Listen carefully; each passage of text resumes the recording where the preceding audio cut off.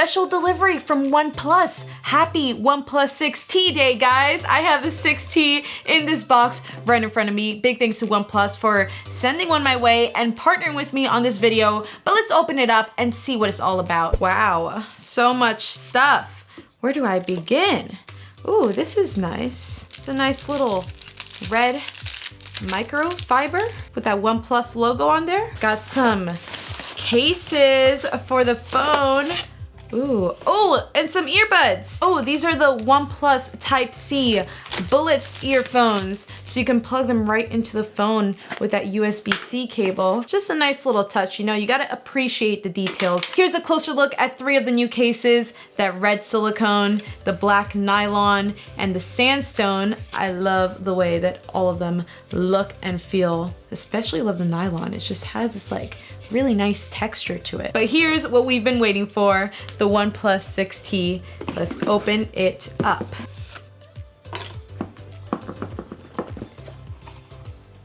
Whoa, this is the midnight black finish, but the phone also comes in this mirror black color that's more shiny. And I'm already seeing the front looking so good with that very, very tiny little notch. The back of the phone feels so smooth. Like that's one of the smoothest finishes I've ever felt on a phone. Gotta love that classic red OnePlus cable, USB-C of course, and we have our little dongle also with that red touch, and also the fast charging brick, which is such a nice thing to include with the phone.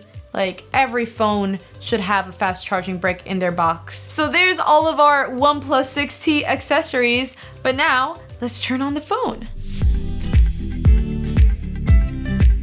And we're on the 6.4-inch OLED display. Looks beautiful. The colors are very vibrant, and you can even customize it in the settings if you wanted to. And the notch is so unique looking. It's barely there.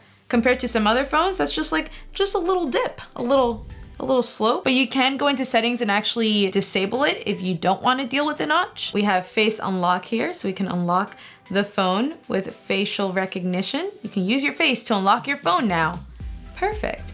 And there's a fingerprint scanner in the display, which I'm really excited to test out. As you may have seen, there's no fingerprint scanner in the back and nothing visible in the front, but there's actually one built into the display, which is pretty amazing to see. Like, it's cool that it doesn't compromise the design at all. It's in there, but it doesn't look like it's there. And when it's time to use a fingerprint scanner, the icon will pop up on the screen. So it's not like it's something that's always visible. You never see it there until the icon pops up and you just place your finger and unlock. I feel like that's what I'm always gonna be doing. Like, there's also the option of face unlock, which is really great to have. I like that you have both options here. You can either unlock with your face, unlock it with a pattern, but my favorite is that built-in fingerprint scanner, which is just another feature that's pretty unique to this phone because not a lot of phones have the capability of doing that. And it's pretty fast too. But apart from screen unlock, this phone is all about performance. When it comes to specs, there's a Snapdragon 845 inside, and this specific version of the phone that I'm holding here has 8 gigs of RAM with 128 gigs of storage, but you can go with the base model 6 gigs of RAM and 128 gigs, or you can bump it up to 8 gigs of RAM with 256 gigs of storage, so you can have storage for days. Snapdragon 845 is nothing new, but that mixed with all that RAM and all that storage should make for a pretty smooth experience while using your phone. And of course, I will be testing it out within the next couple weeks to see how it holds up with everything that I do.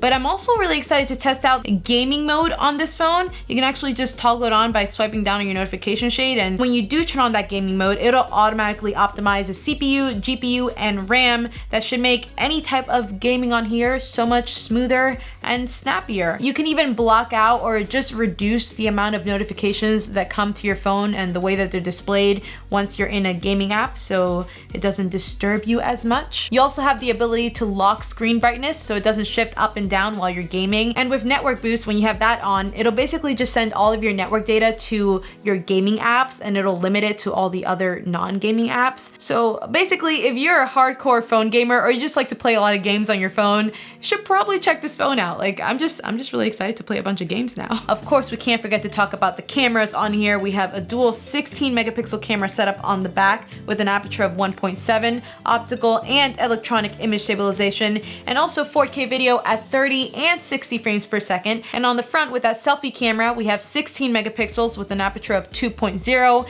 1080p video at 30 frames per second. Let's take a quick portrait selfie right off the bat and a regular one right next to it.